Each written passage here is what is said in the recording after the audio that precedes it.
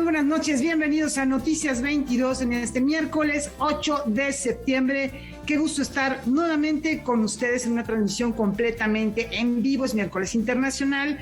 Ileana Rodríguez Santibáñez estará con nosotros. También tenemos nuestro reporte de la Deutsche Welle, entre muchos otros contenidos. Rafa, qué gusto estar contigo, Rafael García Villegas, con todo el equipo de transmisión en cabina, encabezado por Sergio Camus.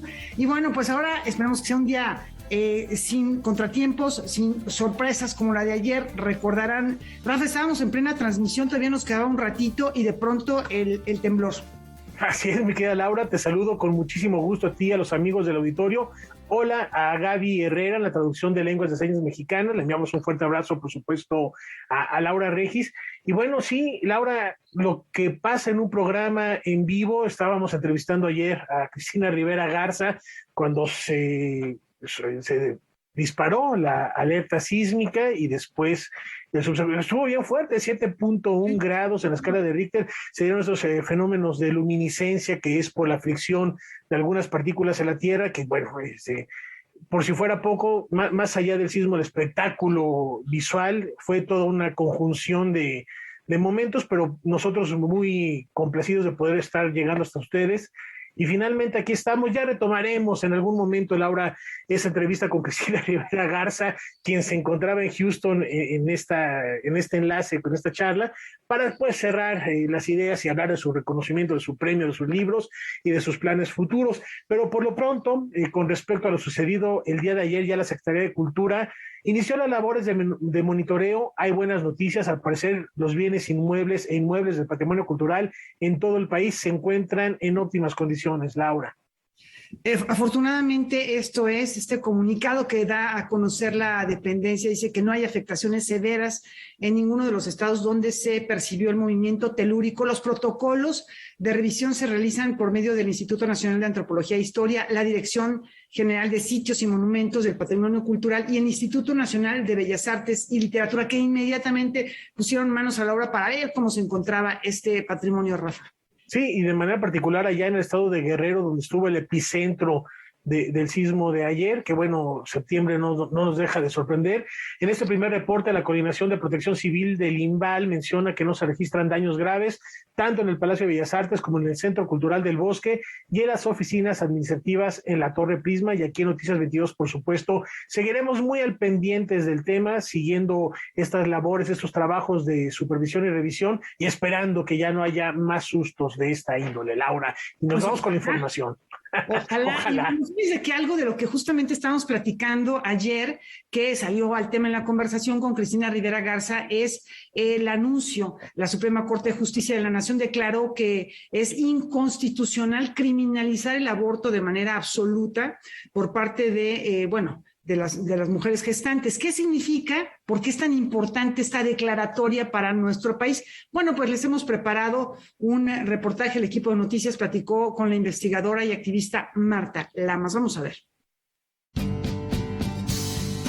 Las leyes que criminalizan la práctica del aborto, impuestas en 28 de las 32 entidades del país, son inconstitucionales, dictaminó la Suprema Corte de Justicia de la Nación este martes.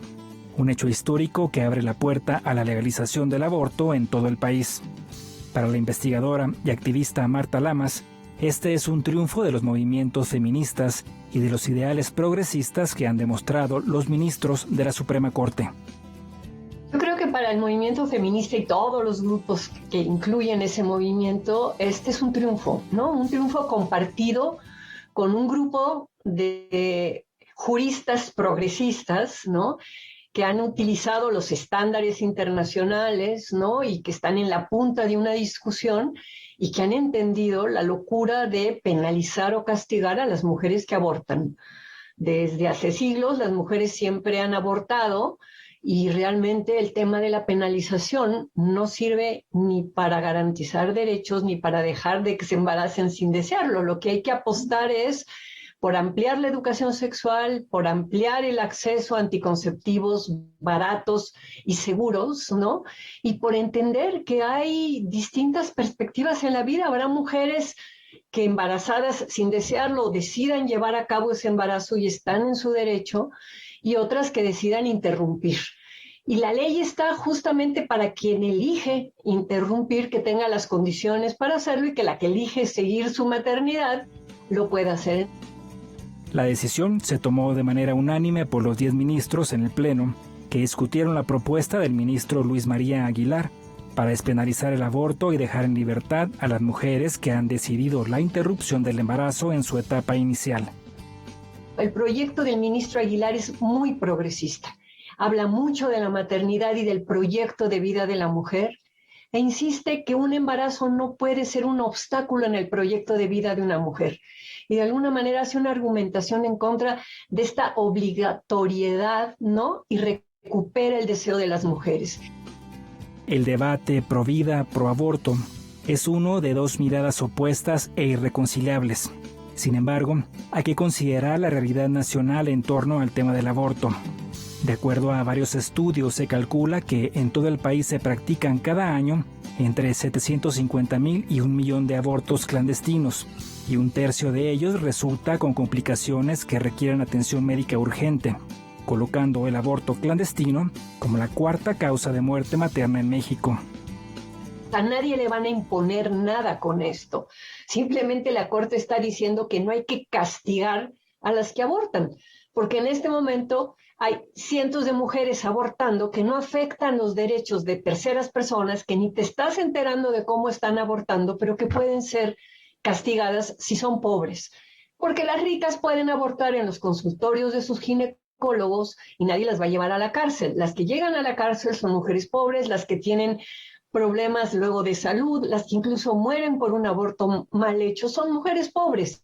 Entonces aquí hay un tema por la justicia social también de la Suprema Corte. Tras la decisión, el ministro presidente Arturo Saldívar ha dirigido un mensaje a los jueces de todas las instancias del país a seguir el criterio de la Corte para dictar sentencia en el mismo sentido. Noticias 22, Omar Vera. Pues un día histórico para las leyes en México, para el derecho a decidir en general. Y por supuesto agradecemos mucho a Marta Lamas que nos haya compartido estas reflexiones, y ya también más adelante estaremos platicando con ella sobre su más reciente publicación, Dolor y Política, Sentir, Pensar y Hablar desde el Feminismo. Un fuerte abrazo a Marta Lamas. Y a propósito de mujeres, importante, Luis Martín Lozano y la editorial Taschen nos invitan a conocer de cerca todas las pinturas de Frida Kahlo, con una nueva publicación en la que se incluyen aquellas obras que se han perdido y que solo conocíamos a través de fotografías. El planteamiento original fue: hay que hacer un libro que estudie cada una de las pinturas de Frida Kahlo por primera vez. Durante 7 años, el historiador de arte Luis Martín Lozano trabajó en la investigación, catalogación y análisis a profundidad de la obra de Frida Kahlo, para darle forma junto a sus colaboradores Andrea Kattenman y Marina Vázquez al ejemplar de gran formato de la editorial Taschen, titulada Frida Kahlo, obra pictórica completa. Este libro introduce por primera vez el catálogo completo de las 152 pinturas, incluso de aquellas que están perdidas y que conocemos a través de fotografías que tomó el padre de Frida, don Guillermo, o que tomó su amiga Lola Álvarez Bravo. Incluso esos cuadros perdidos, hay 2 destruidos, se analizaron por primera vez y se puso toda la información que hasta este momento sabemos de cada una de estas piezas. Entonces, sí es un catálogo excelso en cuanto a información académica, de investigación de fuentes primarias, archivos, cartas, documentos, libros, todo cruzado, toda la información cruzada. Las cartas contra los cuadros, los diarios contra los cuadros, los testimonios que se han conservado contra los cuadros, y claro, lo que aparece es una cantidad de información dispersa que no nos habíamos dado a la tarea de analizarla en función de las pinturas. El libro es esencialmente un catálogo de todas sus pinturas, y el libro nos muestra una Frida Kahlo artista, cómo se convierte en artista y cuáles fueron sus alcances como artista, sus aportaciones, sus fuentes, sus modelos, sus diálogos, y surge una Frida enriquecida, ¿no? Además del estudio extenso de la artista mexicana, la publicación también ofrece material gráfico inédito. Se nos revela, claro, una Frida Kahlo con un nuevo potencial creativo, una pintora mucho más compleja, mucho más culta, mucho más sofisticada que todas estas premisas en donde la han querido encasillar, ¿no? Benedict, como editor, busca una perfección editorial, y eso es lo que tiene el volumen. Es un volumen que te va seduciendo con cada hoja cuando le das la vuelta. Físicamente, al tener el libro, confieso que el libro es apabullante a los sentidos. Ya no solo porque son los cuadros de Frida, sino porque este diseño te va llevando, ¿no?, a través del tacto de las hojas, a través de la calidad de las reproducciones. Tú puedes ver las pinceladas de los cuadros, como no lo puedes ver ni siquiera en persona. Es un libro que los va a acompañar muchos años de su vida, porque es un libro para regresar una y otra vez a un material y luego al otro, y siempre se va a convertir en tu referencia obligada sobre esta pintora fantástica de México.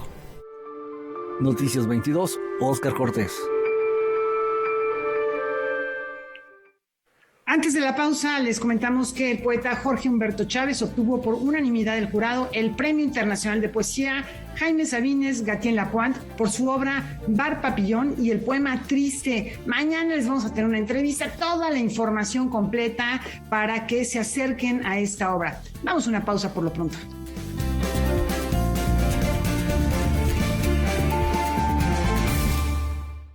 Si ya me vacunaron contra el COVID-19, ¿puedo dejar de usar cubrebocas? No, aún con la vacuna, el virus sigue presente y el cubrebocas te protege a ti y a otros de esta y otras enfermedades respiratorias. Sigue aplicando las medidas de prevención, lava tus manos y mantén sana distancia. Si tienes duda, llámanos.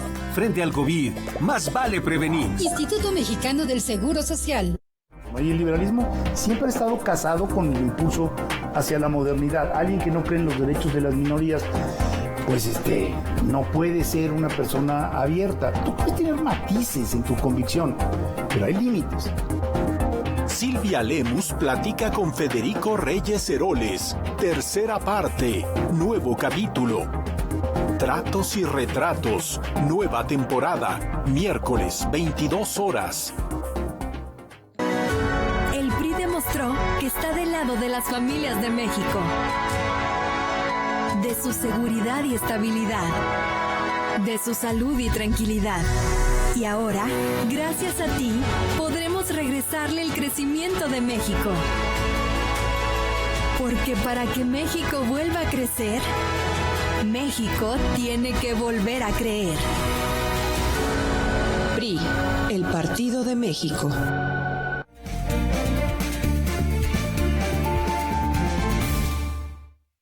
Antes de iniciar nuestro recorrido por el mundo, vamos a conocer los resultados de la convocatoria del Sistema Nacional de Creadores de Arte 2021, una iniciativa que a lo largo de 3 años brindará un estímulo económico a diferentes proyectos culturales. Aquí está la información. 200 artistas fueron elegidos para desarrollar proyectos culturales con el apoyo del Sistema Nacional de Creadores de Arte 2021. Este apoyo es un apoyo durante 3 años para un proyecto en particular, y 130 de esos 200 de este año pues son gente que ingresa por primera vez al sistema. Así que con eso estamos muy contentos, porque nuestro principal cometido al emprender esta administración fue ampliar la base, democratizarlo, descentralizarlo también. El objetivo es impulsar la creación artística mediante el otorgamiento de un estímulo económico de 32,000 pesos mensuales para que los creadores del país puedan dedicarse a desarrollar sus proyectos durante un periodo de 3 años. Es importante señalar, por ejemplo, que los jurados, es decir, quienes han seleccionado a estos creadores y creadoras, se convierten en sus tutores, ¿no?, para desempeñar y para llevar a cabo el proyecto que postular. En esta edición, la deliberación estuvo a cargo de 80 miembros del jurado, conformado por 36 mujeres y 44 hombres, de los cuales 76 de ellos participaron por primera vez. Fue una selección avalada por el Consejo Directivo. El órgano rector del sistema es el Consejo Directivo, que está conformado por artistas creadoras y creadores de amplísima trayectoria, que avalan, antes que nada, ese padrón de jurados, que es muy amplio, ¿no? A partir de ahí, por cada disciplina se insaculan, quiere decir, se sortean los 3 jurados que van a analizar cada uno de los proyectos y en su caso decidir si son proclives o si son merecedores del apoyo. También en eso, y mucho más en ese rubro, hemos democratizado y ampliado el asunto. De los 80 jurados en total que hubo este año para el sistema, 76 nunca antes habían sido jurados del sistema. Quiero decir, y para aclarar una cosa, cuando hablo del sistema, estoy hablando del ex-FONCA, ¿no? Para que nos quede claro, porque esa transición nos ha costado un poco de trabajo a todos. Eso nos da un poco de pie a la descentralización no solo geográfica, sino también de la descentralización estética y ética de los creadores, ¿no? Esa es un poco de las razones y esa es una de las, digamos, de las estrategias que hemos seguido, ampliar mucho más la base para que cuando se sorteen, pues haya nombres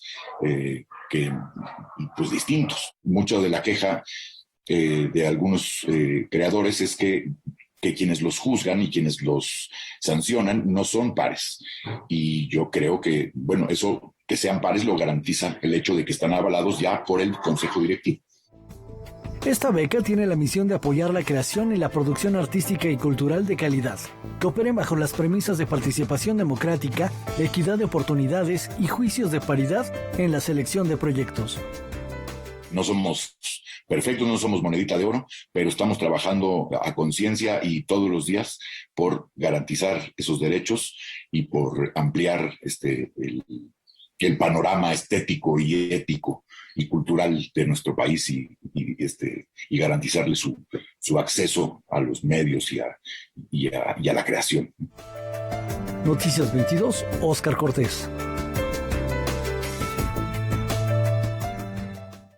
Ahora nos vamos a Berlín de la mano de la Deutsche Welle. Es la última escala en el aeropuerto de Tegel, que después de 46 años apaga sus luces la terminal hexagonal, un edificio icónico de esa zona que se encuentra a 11 kilómetros del centro de Berlín. Tenía muchos problemas de contaminación acústica, así que pues se decidió finalmente su cierre. Sus luces se apagaron el 8 de noviembre del año pasado y bueno, la pandemia impidió que se le despidiera como debe ser. Ahora el Festival Son Ambiente tiene 2 semanas de duración y se despide también de este aeropuerto con una propuesta muy interesante. Vamos a ver de qué se trata. Toda la información la tiene María Luz Moraleda de nuestro canal aliado Deutsche Welle. María Luz, ¿cómo estás? Te escuchamos. Hola, ¿qué tal? Mucho gusto saludarles de nuevo. El legendario aeropuerto de Berlín celebró por fin su despedida durante 15 días con un festival sonoro bajo el lema Sonidos sin Fronteras. En él participaron artistas de talla mundial como la ganadora del Grammy Laurie Anderson, el participante nigeriano de la Documenta 14, Emeka Ogbo y Blixa Bargel. El festival no solo ofreció conciertos, sino también instalaciones sonoras, como por ejemplo anuncios ficticios que llaman al visitante para próximos vuelos inexistentes y les evocan así la nostalgia de sus viajes y encuentros pasados. Arte sonoro, en lugar del ruido de aviones, es el eje central de esta fiesta de despedida. Se trata del homenaje justo para este lugar y esta arquitectura, nos dijeron algunos visitantes. También hubo sesiones con DJs y se proyectaron instalaciones de video como la de Susan Phillips, que mostró una película en Super 8 que muestra el aeropuerto desde una avioneta con los sonidos de hélices y alguna canción de fondo. Bueno, este aeropuerto tiene una larga historia, sus orígenes están desde principios del siglo XX, ya se construyó en los 60, 70. Pero ¿qué tiene de especial, María Luz? Dinos un poquito más acerca de estas características arquitectónicas que lo hicieron tan emblemático y por qué se le despide de una manera tan importante como este Festival Sonoro. El histórico aeropuerto fue construido en 90 días, en 1948, y comenzó con una sola pista de aterrizaje para el transporte aéreo al Berlín Occidental debido al bloqueo soviético. A través de los años, Tegel se transformó en aeropuerto civil y tras su apertura en 1974, Tegel avanzó hasta convertirse en uno de los aeropuertos más modernos de Europa. Era uno de distancias muy cortas, diseñado por los arquitectos de Hamburgo, Meinhard von Gerkan, Volkwin Mark y Klaus Nickels. Fue su primer gran proyecto. Era un aeropuerto donde la comodidad de los pasajeros era la prioridad. Y esto fue posible gracias a la construcción hexagonal especial.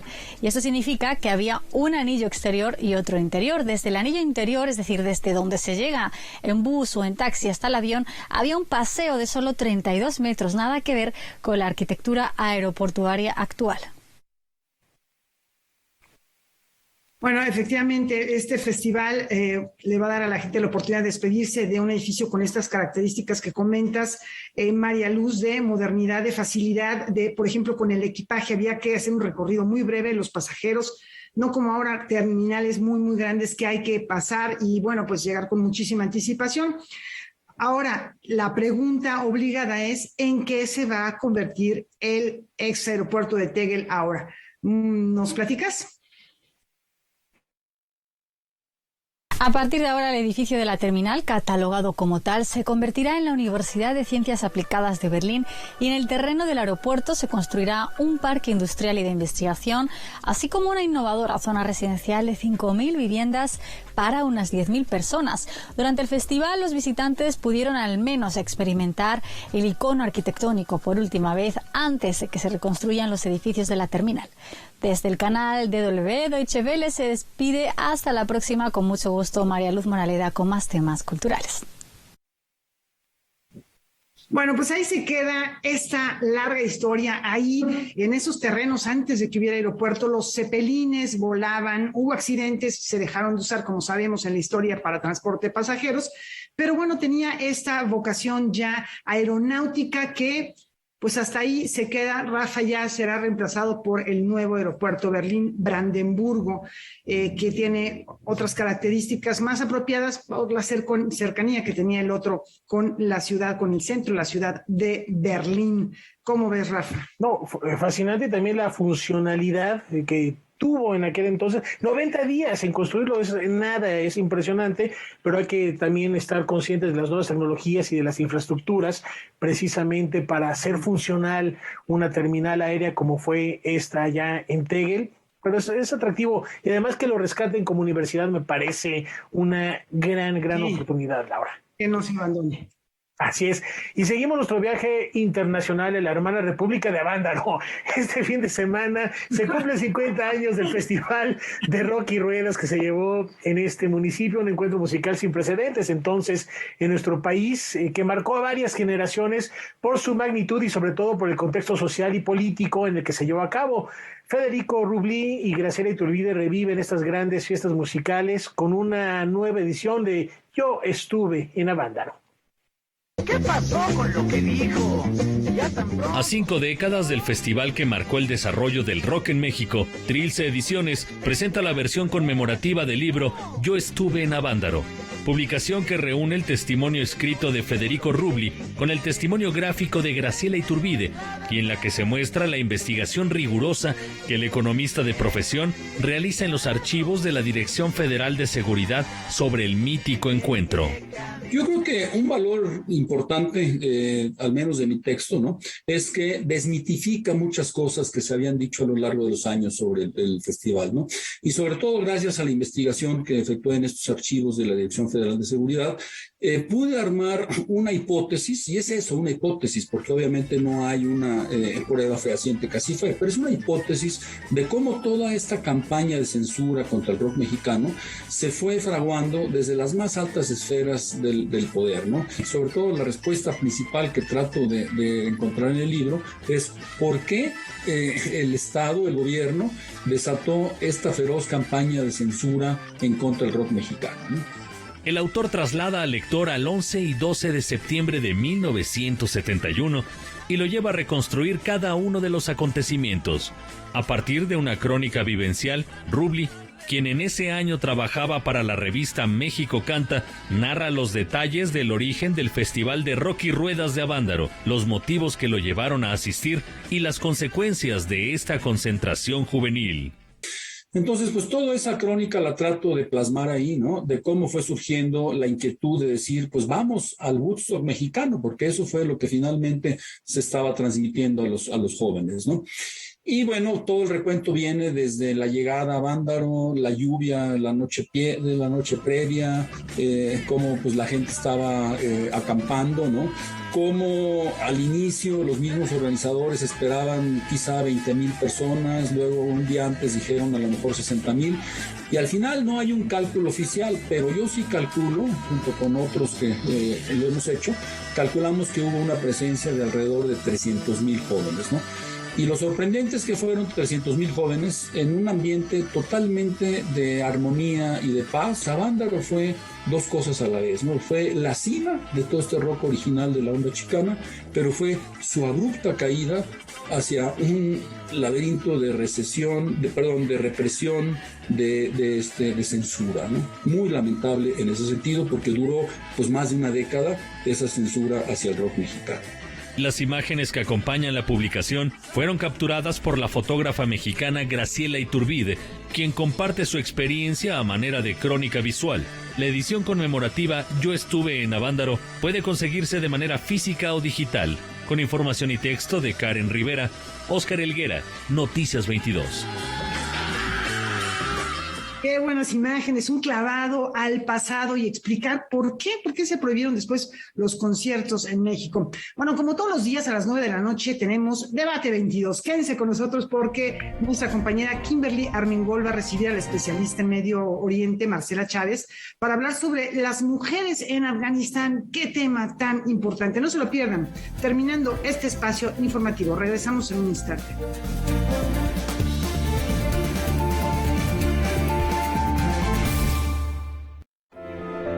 1968, un año decisivo en la historia de México. El trabajador es uno, el estudiante es otro.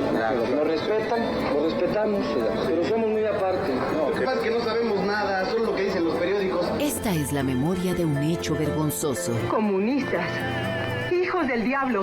Canoa, del director Felipe Casares. Ya no tienen juicio. ¿Qué caso le hacen el padre? ¿Qué nos van a quitar? No tenemos nada.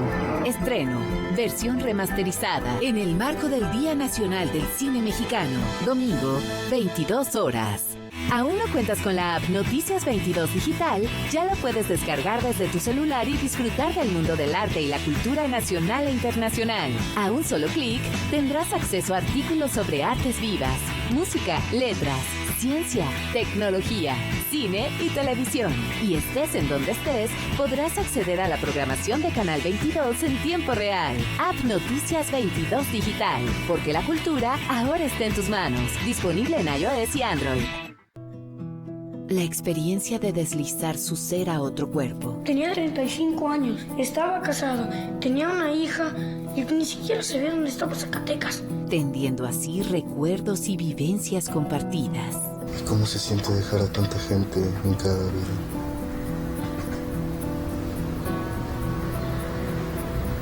Del carajo. La sangre iluminada, del director Iván Ávila Dueñas.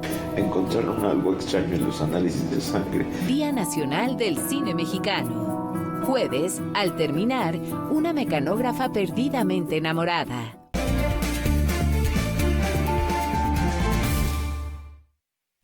Vamos al Festival Internacional de Cine de Venecia. Este año el cine iberoamericano ha dado mucho de qué hablar. Un caso específico es el de Lorenzo Vigas, quien recibió una ovación de 5 minutos por su largometraje La Caja. Vamos a dar un vistazo a este trabajo que aspira al León de Oro.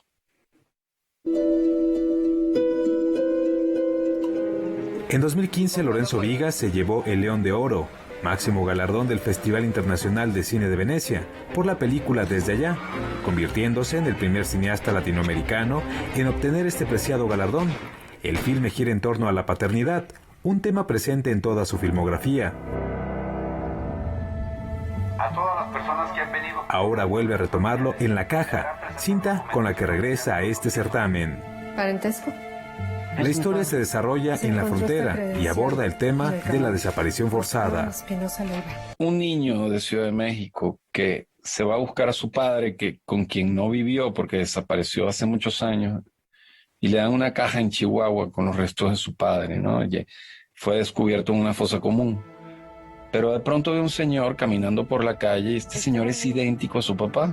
Ese es el tema de la película, esa necesidad que todos los niños tienen de tener un padre. Y luego, ¿qué pasa, no? ¿Cómo tu vida queda afectada por esa relación, por esa ausencia o por esa presencia terrible que a veces tienen los padres sobre los hijos? El filme es producido por Teorema, fundada por Michel Franco, Gabriel Ripstein y el mismo Lorenzo Vigas.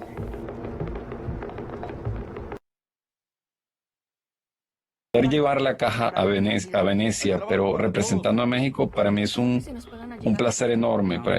La caja para mí es un regalo a un país que me dio tanto y donde me formé. Entonces eso es lo primero. Me siento realmente feliz de poder esta vez representar a México. El director repitió la fórmula de trabajar con un actor profesional, con una sólida carrera y con un actor natural. Hay un actor que para mí tiene el mismo nivel de Alfredo, que es Hernán Mendoza, que es un actor que salió del teatro, pero que poco a poco se ha ido hacia la televisión y hacia el cine. Y él le da una solidez al trabajo actoral de la película. Y luego, al igual que en Desde Allá, para mí hay un gran descubrimiento.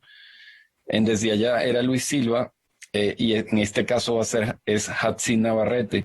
La caja compite por el León de Oro. Sin embargo, la decisión del jurado para otorgarlo no será fácil, pues también participa The Power of the Dog de Jane Campion, The Car Counter de Paul Schroeder y Stata la mano di Dio de Paolo Sorrentino.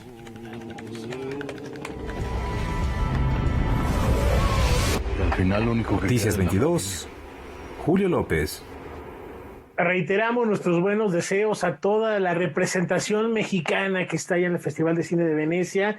Qué honor, de verdad, qué orgullo tener una delegación tan amplia representando a nuestro país en este encuentro del séptimo arte. Y ya que estamos hablando de cine, les platicamos la historia de Vero, una maestra a la que se le ha diagnosticado cáncer. Con frecuencia se ve desmotivada por la monotonía del trabajo y su matrimonio, y pronto se encontrará con Eva, una joven adolescente que poco a poco cambiará su vida. Esta es la premisa de Clases de Historia.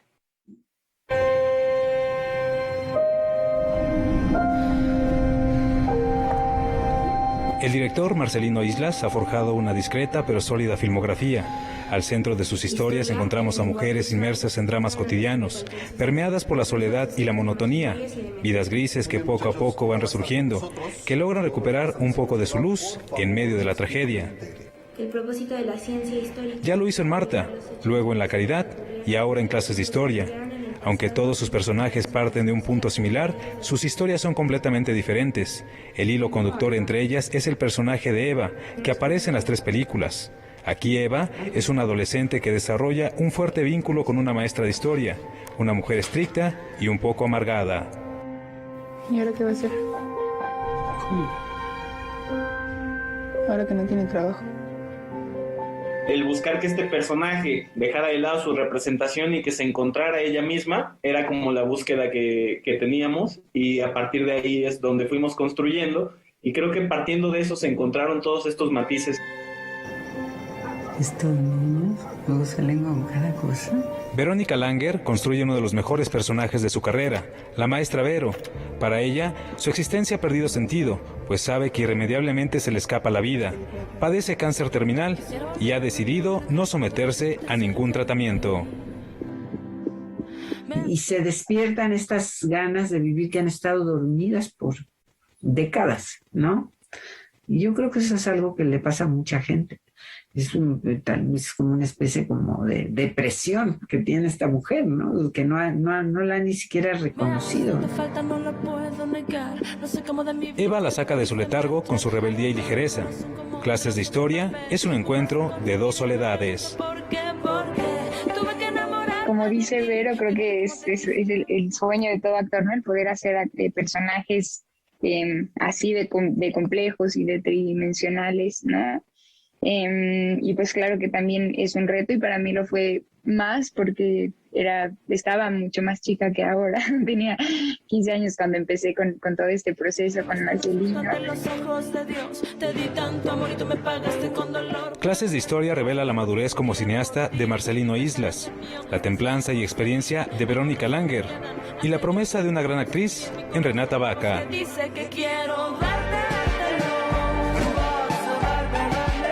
Noticias 22, Julio López. Ahora vamos con los ecos del Hey Festival de Querétaro que continúan aquí en Noticias 22. Hay un conversatorio que resultó muy interesante, titulado Hablar en México. Yasnaya Aguilar, Antonio Ortuño y Diego Luna sostuvieron una conversación con Javier Lafuente sobre temas de la actualidad mexicana, la polarización social en las redes y la importancia de abrir el diálogo. Vamos a ver un resumen. La semana pasada, un chale, escrito por la lingüista y escritora mexicana Yasnaya Aguilar, desató la polémica. El chale fue la reacción de la autora a un tuit de Omar García, cuyo verdadero nombre es Manuel Vázquez Arellano, sobreviviente de Ayotzinapa y ahora diputado plurinominal por Morena. Un chale como motor de ataques y violencia en redes. Esa conversación que se creía iban a generar espacios como ese no ocurre. ¿Qué está pasando con este tipo de plataformas en donde la conversación se ha polarizado totalmente? ¿Estás conmigo o en mi contra? Los escritores Yasnaya Aguilar y Antonio Ortuño, junto al actor Diego Luna, vía remota, conversaron con Javier Lafuente, subdirector del País, ellos desde el Teatro de la Ciudad de Querétaro.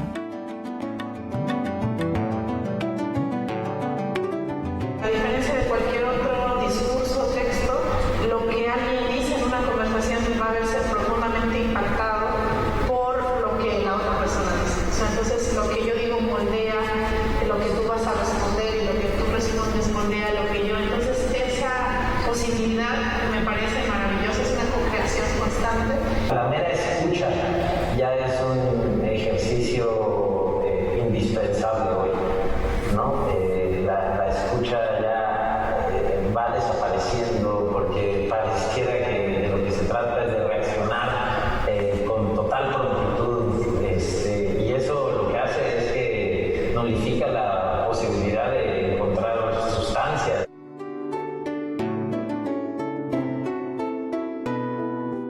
Hay una cuestión empática en la conversación que se pierde cuando no estamos presentes, cuando lo que decimos no tiene una reacción, ¿no? Y creo que justamente eso es lo que nos corresponde, ¿no? Crear espacios donde podamos encontrarnos y entender estas distintas realidades. Hay un miedo tremendo a entender al otro, ¿no? Y ahí sí las redes sociales son un refugio perfecto para vivir en esa burbuja que no se entera de lo demás, ¿no?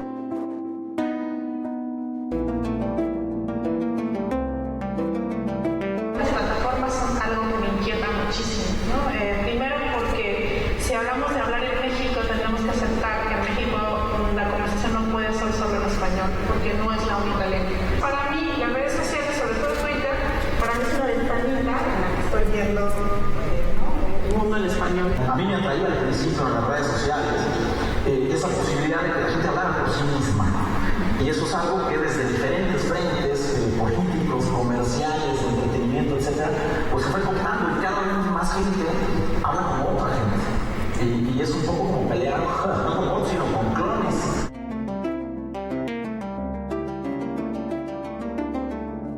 Creo que eso de nuevo nos tiene que llevar como a reevaluar no solo lo que estamos diciendo, sino desde dónde estamos hablando y si de verdad estamos afianzados para hablar desde ahí, ¿no? Porque hay un desfase grande en la discusión pública mexicana desde hace muchos años en ese sentido de quién está diciendo qué y por qué lo dice, ¿no? Creo que el ejercicio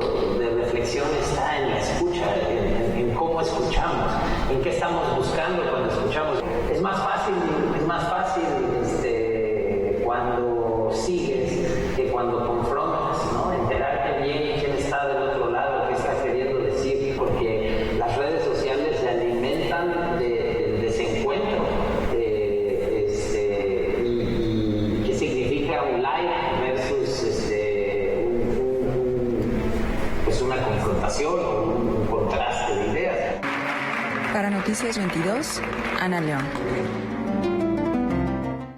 Tenemos una pausa, regresamos con Visión Global. Aquí está la doctora Ileana Rodríguez Santibáñez.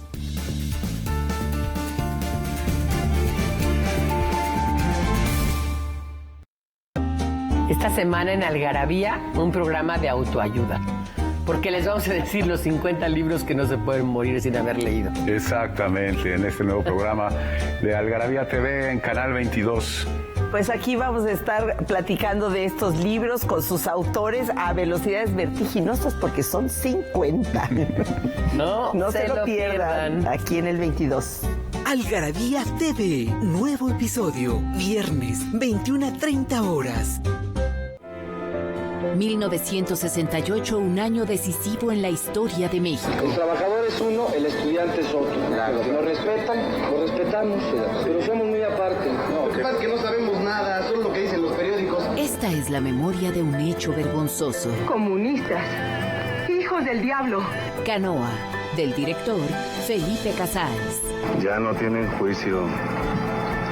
¿Qué caso le hacen el padre? ¿Qué nos van a quitar?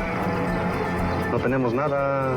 Estreno, versión remasterizada, en el marco del Día Nacional del Cine Mexicano. Domingo, 22 horas. Los esperamos en punto de las 9 de la noche en Debate 22. Vamos a hablar acerca de la situación en Afganistán, en particular de las mujeres, los derechos humanos, cómo quedan las mujeres y si había o no justificación para continuar con esa invasión que duró casi 20 años. Los esperamos a las 9. Hoy, 21 horas.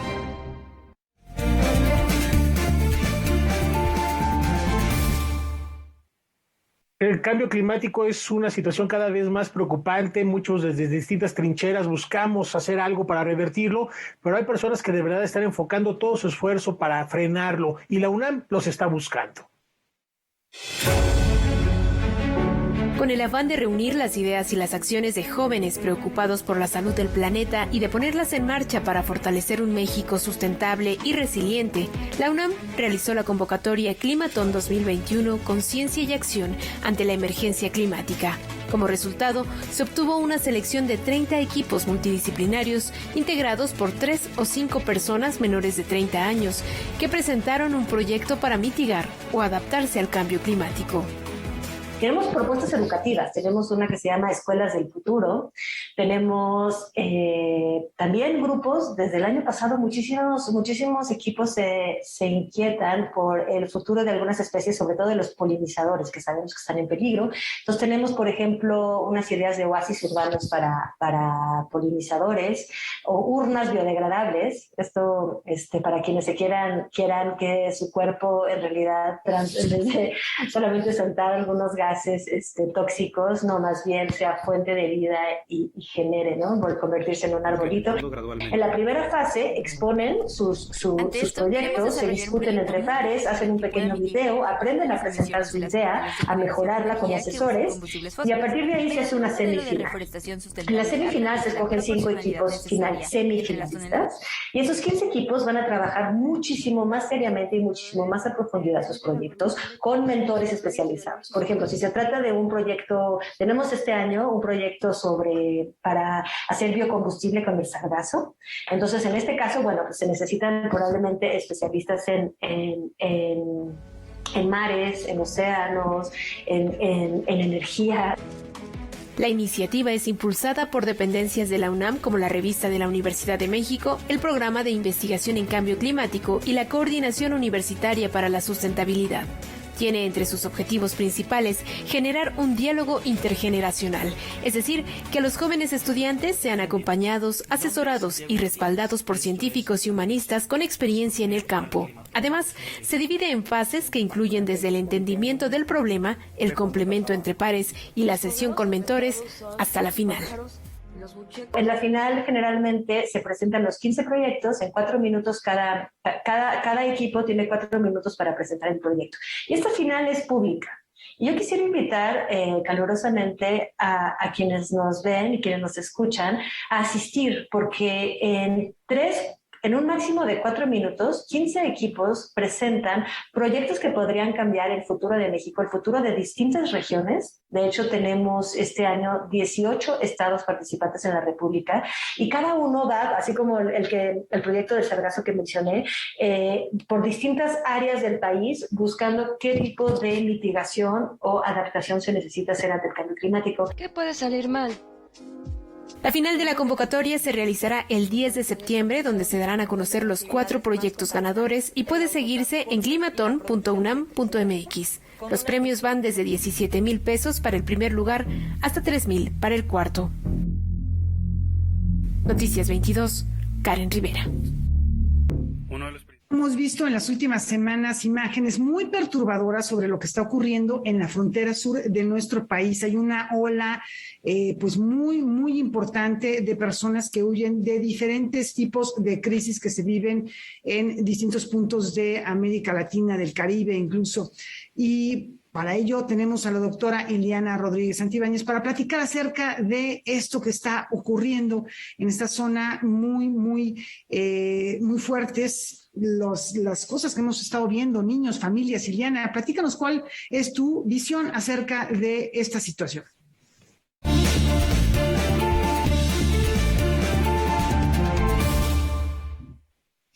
Gracias, Laura. Pues buenas noches y la vuelta al mundo en menos de 10 minutos. Ponemos nuestros ojos en Centroamérica. En los últimos días hemos podido observar una serie de caravanas tratando de cruzar por nuestro territorio para llegar a la frontera norte. Hay que decirlo, en el pasado y desde la era Trump hubo un acuerdo con el mandatario mexicano para tratar de contener estos flujos migratorios, generando el andamiaje que pudiera ordenar y regularizar el paso por México.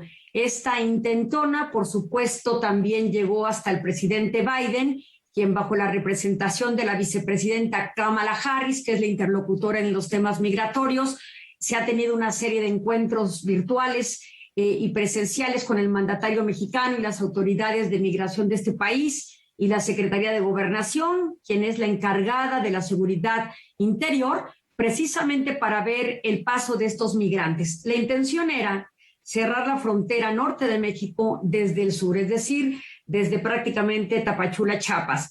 Así que los migrantes, particularmente de Centroamérica, del llamado Triángulo del Norte, Honduras, Guatemala y El Salvador, hacían prácticamente una estancia allí en lo que se resolvía su estatus migratorio.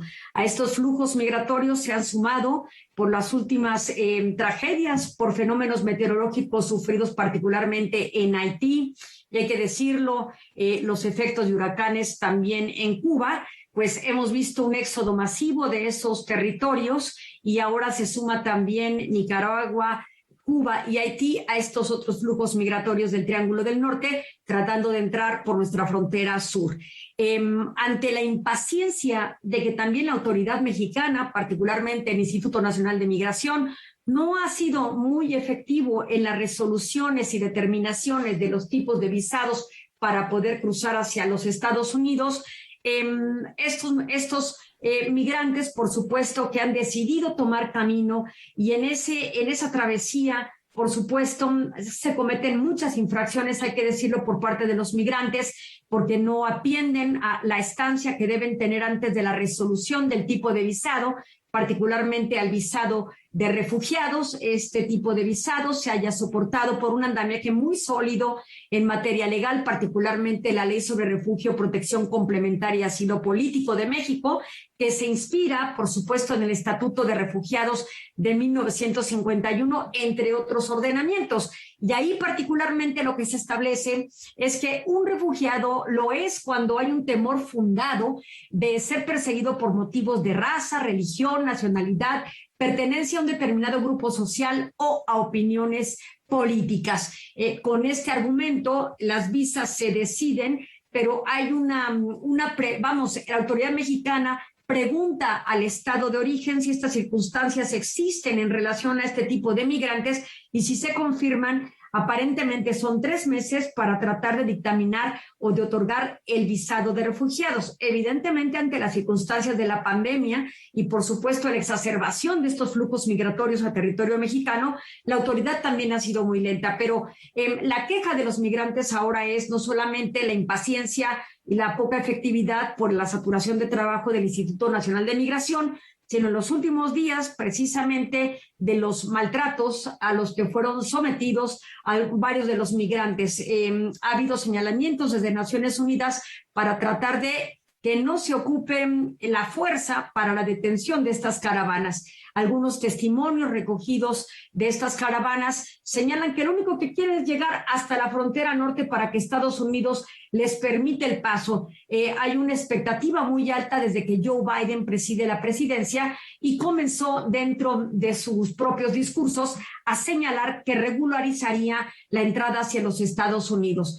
En principio, él quiso desaparecer el programa Quédate en México, donde se había negociado en la era Trump con el presidente mexicano que la espera se hiciera en nuestro territorio antes de que ellos dieran la determinación del tipo de visado. Sin embargo, ese tipo de decisiones de Joe Biden tuvo un revés recientemente cuando la Suprema Corte de los Estados Unidos determinó que el programa Quédate en México debía mantenerse vigente. Así es que hay también un problema de interpretación entre lo que quiere el mandatario estadounidense y lo que ocurre en el Poder Judicial. Ante esta encrucijada, México y nuestro mandatario está tratando de solicitar prácticamente un diálogo directo con Joe Biden para efecto de ver de qué otra manera se pueden generar este tipo de procesos, no solamente un corredor humanitario que se está exigiendo a México por parte de estas caravanas, sino que tratar de que lleguen a la frontera norte y no se queden varados ya no en Tapachula, sino ahora en los estados limítrofes con la Unión Americana. Así es que es un tema muy, muy, muy difícil, hay que decirlo. Si hacemos un comparativo de acuerdo a los datos de Naciones Unidas, precisamente sobre lo que ocurría, vamos a pensar en 2003, donde la solicitud de visados era prácticamente de 1,500 visas. Ahora estamos observando lo que tiene que ver con prácticamente la solicitud en lo que va del año de 77,000 visas. Ahora también hay que señalar, Estados Unidos, por temas sanitarios, también está devolviendo a migrantes a la frontera sur, los lleva desde avión de Estados Unidos hacia nuestra frontera sur bajo un protocolo llamado Título 42. Entonces, como podemos ver, la pandemia no solamente está generando incertidumbre económica, sino también una incertidumbre poderosa que impulsa a la salida de estos grupos migratorios. Y ya hablando un poco, haciendo un vínculo en migrantes de Nicaragua, volteamos y nos hacemos sabedores de la persecución en este momento política que está viviendo el escritor Sergio Ramírez, novelista y expolítico de Nicaragua, donde hoy día pesa un orden de aprehensión en su contra, precisamente por acusaciones de incentivar al odio, bajo la fundación que preside, haber recibido fondos de otra fundación de Violeta Barrios Chamorro y con ese dinero prácticamente soportar a intelectuales que van en contra de Daniel Ortega. Así es que nuestros ojos en Centroamérica por temas migratorios y por temas políticos. Así las cosas en Visión Global. Liliana, muchísimas gracias por este panorama de lo que está ocurriendo en la frontera sur. Seguiremos con los ojos bien atentos a lo que ocurre, que es una situación humanitaria muy grave y que por otro lado también es cierto que no se puede tener la frontera abierta, que hay protocolos que permiten ciertos casos, como ya bien mencionabas, de asilo en nuestro país, así como lo hay también en los Estados Unidos, y que bueno, ahí el equilibrio no ha sido posible mantenerlo, no se puede tratar así a los migrantes, tampoco se les puede permitir el paso de una manera indiscriminada. Seguimos platicando de ello. Muchas gracias y tenemos música, Rafa, para despedirnos. Así es, para irnos con una nota amable, hoy recordamos a 180 años exactos de su natalicio al gran Antonín Dvořák, un compositor admirado por Brahms, admirador de Mendelssohn, en ese periodo de romanticismo a nacionalismo, también víctima de la maldición de las novenas sinfonías, pero un gran sinfonista, violista, organista y un hombre que nos lega 9 sinfonías maravillosas, y así lo recordamos esta noche y nos vemos el día de mañana. Muchas gracias.